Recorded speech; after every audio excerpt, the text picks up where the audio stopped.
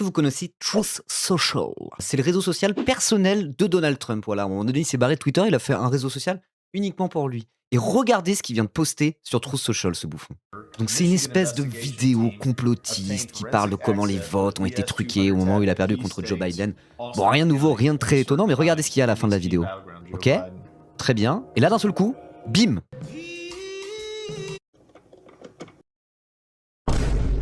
Il avait posté ça il y a plusieurs heures, il a décidé de le laisser malgré la polémique. Une vidéo en IA qui représente Obama et Michelle Obama, sa femme, en singe, tout simplement. On en est là.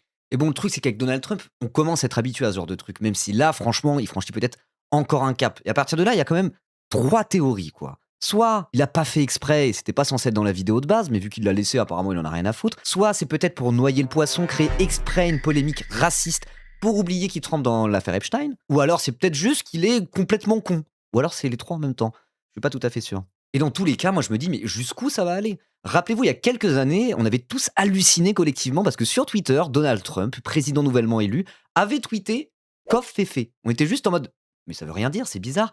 Qu'est-ce qu'il raconte? Et ça suffisait pour nous faire halluciner. Quelques années plus tard, on se retrouve avec des vidéos en IA de Obama en singe postées par le président de la première puissance mondiale. Mais jusqu'où ça va aller? À quelle vitesse tout ça s'est détérioré? Ça rend complètement fou. Et en même temps, je sais pas, moi je reste un petit peu optimiste. Parce qu'à un moment donné, je me dis que Donald Trump et toute cette mouvance de cons et une telle insulte à l'intelligence humaine qu'à un moment donné, ça va finir par craquer, quoi. Et tout le monde va admettre que c'est des immenses bouffons, et puis hop là, on va passer à la suite. Après, c'est aussi ça le fascisme. Le fascisme, c'est aussi la mort de l'intelligence. Et d'ailleurs, l'anti-intellectualisme, historiquement, est consubstantiel de l'idéologie fasciste, n'est-ce pas?